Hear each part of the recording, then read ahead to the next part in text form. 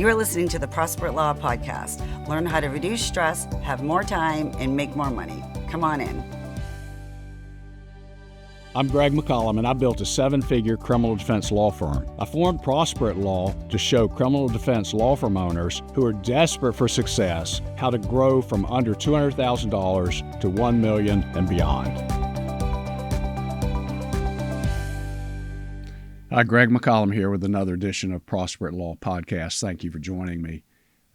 At Prosper Law, we coach and teach criminal defense law firm owners or criminal defense solo lawyers how to reduce stress, make some more money, get more profitable, and create bigger revenues, and also how to create and make more free time in your life. It's something that, at least in my experience, the criminal lawyers are lacking in.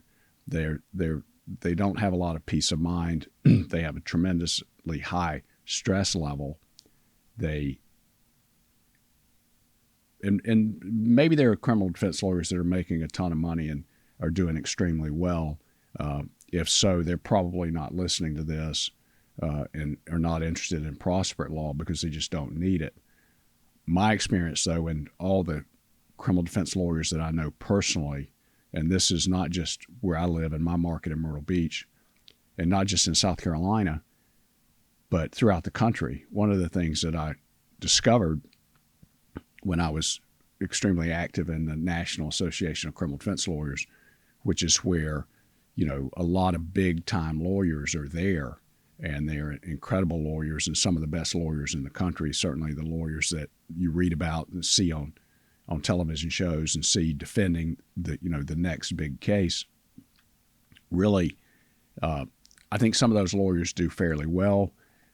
They seem like they are, but I think when you pull the curtain back and when I see that, they're not doing as well as they appear. And I think that's wrong. I think that they should do well.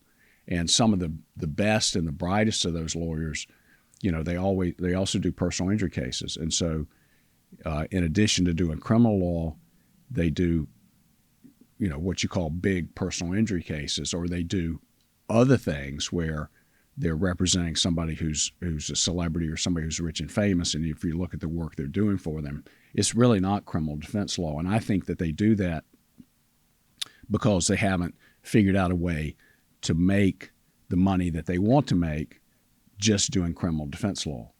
And I know in my market there are very few lawyers. My law firm, Complete Legal Defense Team, a friend of mine, I think that I can't think of anybody else that strictly does criminal defense, and the reason for that is because there's, quote, no money in it, which is something that I address in my myths report. I have a report on the 5 myths of being a criminal defense lawyer, and that's one of them, that there's no money in it. That was something I was taught from day one, and I went into criminal defense law knowing that and believing that, even though it wasn't true. It was true in my life because I believed it, so I didn't see anything else, because your mind really controls what you see, and it's a crazy concept, but if you study it, it's true. You only see really what you expect to see. So if you don't believe something's true, you just don't see it. So the purpose and the mission for Prosper Law is to show people that that's not true, that is a myth, and that if your passion, like mine, is criminal defense law, you can make a good living at it. You can actually become wealthy doing it, and you can find ways and learn ways to manage the stress, remove the stress. Most of it, maybe not all of it, but certainly my life now is much less stressful than it was a few years ago. It certainly is a completely different life than I had, say, 10 or 15 years ago. And all of it's changed. I have a lot of free time. Sometimes when I look around at my life, I think that I'm not working hard enough, because that's an ethic that was pounded into me, that I'm not working hard enough, and that makes me not a good person, because life shouldn't be this free and easy. And I still struggle with that, and it makes me uncomfortable. But the reality of it is that my life is pretty stress-free. The other reality is that I have all this time. I have all this free time to think and do the things that I want to do. Now, I spend a lot of that free time, working on my law firm and also other things that I'm interested in doing. And so I have less stress, more free time, and more money, and that makes for a better life. Now, there are other things in life that are extremely important: your health, your spiritual growth, and those things. So it's not everything, but if you can get control of those three things, then your life is going to be better. And one of the things I want to talk about here today, or the topic today, is routines, because everybody has a routine. We know this, and you have a routine. And it may be a good routine. It may be a bad routine. It may be a routine that wears you out. It may be a routine that moves you toward your goal. Or it may be a routine for a routine's sake. It may be, and is likely, not a routine that you created. It's likely a routine that was created for you, or certainly something that you're just doing by default. So when you think about your routine, what do you do? If you work every day, then basically you get up at a certain time, or not, maybe depending on your day, you get up at different times. So you get up, you get ready for work, you drive to work, you go in the office, and either you have set things that you're going to work at, or the work just comes at you. You may have a situation where as soon as you walk into your office, you're accosted by your staff because they have questions, they don't know what to do, they haven't been put in roles and been trained to solve problems, and so their role is to come bombard you with questions and try to get some answers. And that may be your routine.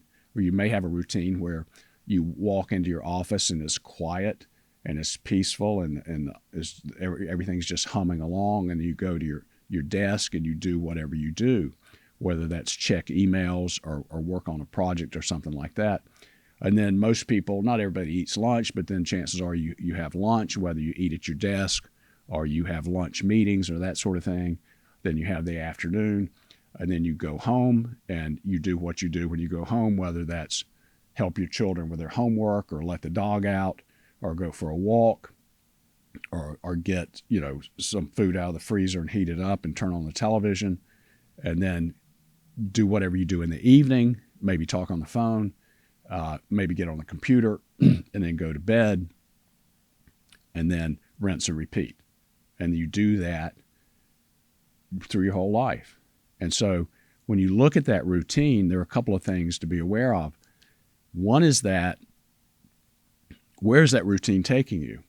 And if you want to know the answer to where the routine is taking you, look at the routine and see where you are, because it's taking you where you are.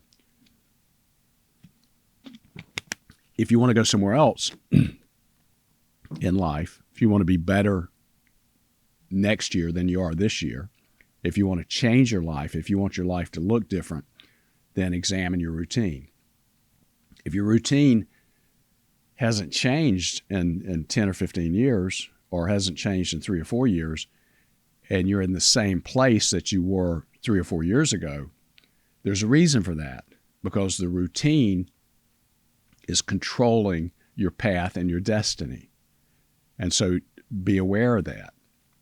In my life, excuse me, when I had my, M. Gregory McCollum, attorney at law, my routine was get up, go to the office, get bombarded by questions and problems, start immediately working on something that seemed urgent but probably wasn't even important, and then something else would blow up or something else, there'd be another fire to put out, and then I work on that, and then hopefully maybe go to lunch and try to relax, and then come back, and then something else goes wrong. And so now I'm dealing with that, and then I deal with that the rest of the afternoon. Then I realize I've got court tomorrow and I'm not ready for it. And so now I'm dealing with that. And so clients would call, they're frustrated, or somebody didn't know something, or we had a court appearance that was a surprise and we didn't know what to do, or we had a plea deadline. And so I just trying to fight through it. And then I fight through it on Monday, I fight through it on Tuesday, I fight through it on Wednesday, I fight through it on Thursday, and I fight through it on Friday. And then by Friday afternoon, I'm spent. Then I have to go spend the weekend, try to do something to get away from that if I can, hit the ground running on Monday, and do it again. And so that was my routine. And I didn't have control over anything. And so what did that do? What did that do? What kind of life did that give me? It gave me a very consistently stressful life and routine. What it produced for me is what it produced. And so over the course of about a decade or more, much more than a decade really, I was going along, and my life wasn't getting better. It wasn't really getting worse. It was already bad, so it just stayed bad. So your routine, you're either going up, you're either getting better because of your routine, or you're getting worse because maybe there's some cracks and holes in your routine because you're just so mentally exhausted and physically exhausted and mentally spent that you can't do some of the things that you think that you need to do or that you actually need to do. And so that creates some holes and some pockets. And so now you're going backward. So you're either getting better or you're getting worse, or you're just going sideways. And with me, once I left the DA's office at the very end of 1993, I opened my own law firm, and I really kind of quickly got up to where I was doing okay. I was making, grossing, the first year I grossed about $100,000. After that, it climbed up.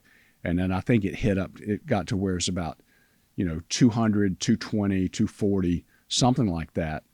And based on the routine and based on what I was doing, it just stayed there. It just plateaued. And I would look around at other lawyers and think, well, why are they getting these cases? And their life seems better.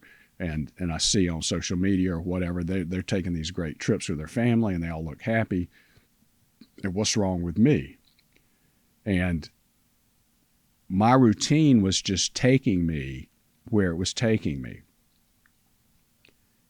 And I wasn't doing anything to improve it. So your routine actions create your life. And so if you say, I'm where I want to be, or I'm ahead of where I want to be, chances are the routine got you there. There's some other things about the routine that I'll talk about. And one of those is,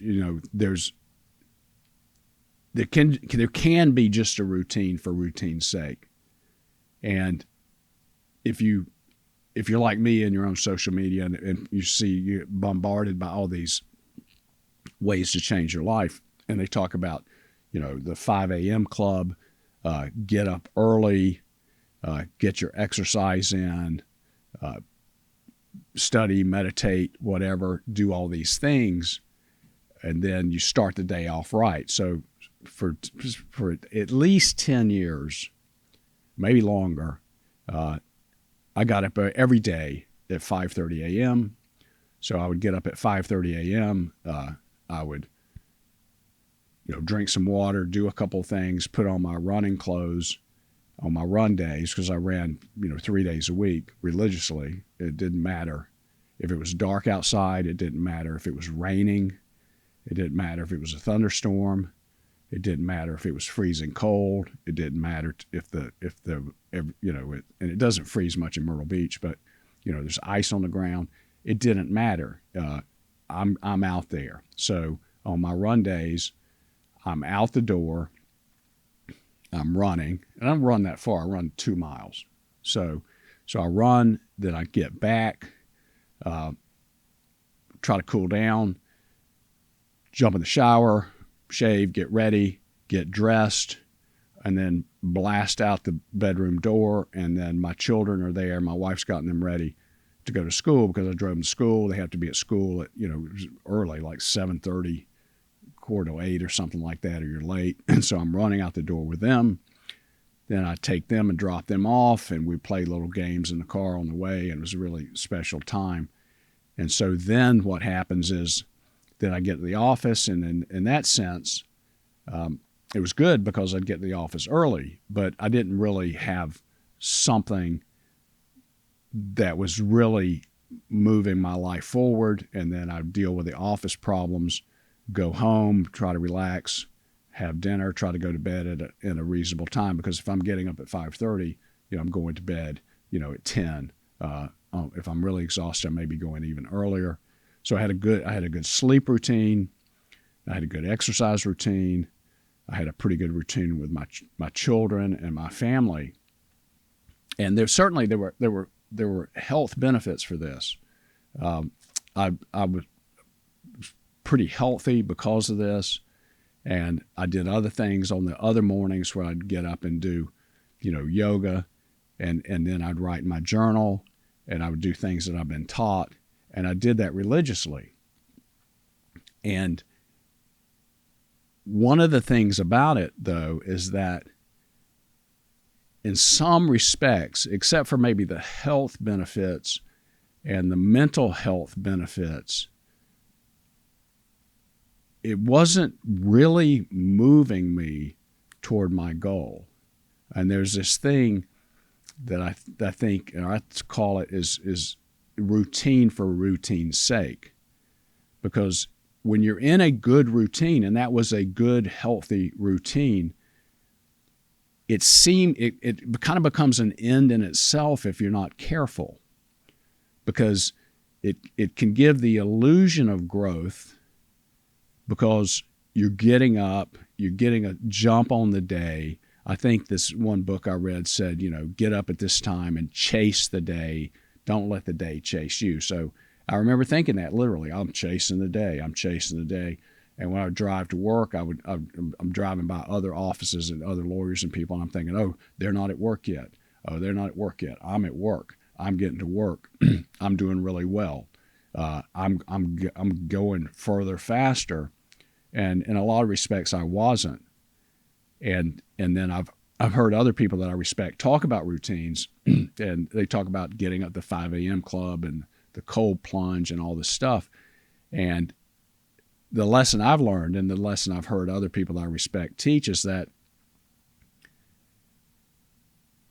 what time you get up is less important than what you do when you get up. In other words, what are you working on to move toward the life that you're trying to build? And so there's successful people. A good friend of mine is a multi-million-dollar personal injury lawyer, and he plays like in a part-time rock cover band. He stays up late. He likes staying up late. I would call him, at 8 o'clock in the morning. He's just getting out of bed. He didn't go into the office until noon. I mean, he might not get to the office till 1:30 in the afternoon. But he built a multi-million-dollar law firm. So the reason he did that is because once he started working, at least a large degree, he knew what to work on. And he was working on things that were bringing him more cases and more money. And so the routine for routine's sake, it's not as important as what you do. And it's interesting now because I've gotten off of some of that routine. After 10 or 12 years of doing this, I still run. I still run my 6 miles a week. But I just decided that I really, at this point, this short window right now, I may go back to it, I don't want to run in the dark, okay? Now, I don't mind running in the rain. That doesn't bother me. But I don't want to run in the dark, okay? And so so now I usually, my schedule is such that I run, late morning. Lots of times because I go in the office at 8:30 or whatever, I'm back home by 10:30 or 10:15 because I live close to work. So then I'll go run then. And I've got the time and the space to do that. So my life has changed, though, a lot. And sometimes I get up now, and my routine now is I don't do anything except, get a cup of coffee or a Diet Coke or something and sit in a quiet place and think, and just think about where I'm at, what I've accomplished, what's brought me there, and what's the next thing I need to focus on and work on. And then I create my task and my list, and this is going to get me through that. And that works a lot better. Now, mentally, it can be a little challenging because I think I'm not as good a person as I was when I was getting up every day at 5:30. But my life has changed a little bit, and it's an adjustment. The other thing is the routine and habit. I've been running since I was really in my 20s, and my routine to run was that I would run 3 miles. And so I like to run on the beach or next to the beach and that sort of thing. And so the goal was I'd run 3 miles 3 times a week. Well, it takes a long time or a longer time to run 3 miles. And so when I looked at my run keeper, my stats, I was running, when I ran 3 miles 3 times a week, because I'd miss it, there would be times I couldn't do it. I usually ran in the evening when I got home from work because that was good, to wind down, you get, physical activity and relax and go run. But there's so many things that would happen in the evening, events and just things that happen that sometimes I just would miss it. And so when I looked at my numbers, I was running about 75, 80 miles a year at that. So clearly I wasn't running 9 miles a week because that'd be 450 miles. So I was running about 70 or 80. But I was running every week, and I was trying to keep it that schedule. When I changed it to now, I said, well, here's the thing I'm going to do. I'm not going to go to the beach. I'm just going to run right out my door from my house. I'm going to run. It takes me, about 20 minutes to run 2 miles, and I'm just going to run the 2 miles. The interesting thing that happened with that routine, and this has to do with the compound effect of doing smaller things regularly and having a regular cadence where you do them. Once I started running 2 miles instead of 3 miles, well, I looked at my stats. I was running 300 miles a year, okay? So 6 miles a week times 50 weeks. So it's running right at 300. Now, there have been other years where the number wasn't that high because I had an injury or I had surgery or something happened and I couldn't do it. But I started running 4 times as far over the course of the year by doing less. And so that's something to look at and think about too when you're doing a project or you're trying to accomplish something, is the frequency, the regularity of it, the not missing it, and doing less can really skyrocket your results. And that was something interesting that I learned from doing that.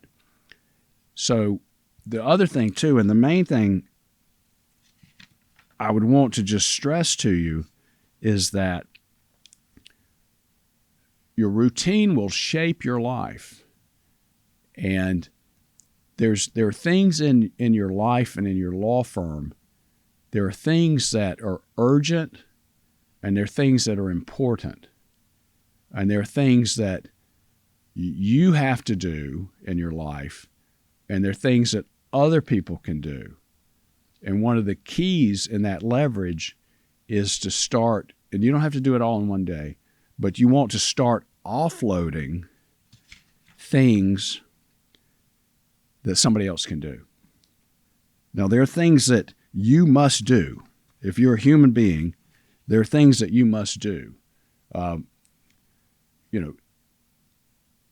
You have to brush your own teeth. You have to take your own shower, okay? You pretty much have to dress yourself. Somebody else cannot go to the dentist for you. Somebody else can't get their hair cut for you.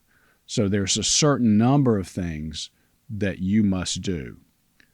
There's a ton of things that anybody can do that you're doing now, And if you start looking at that and offloading that, then you can spend time doing something that actually matters.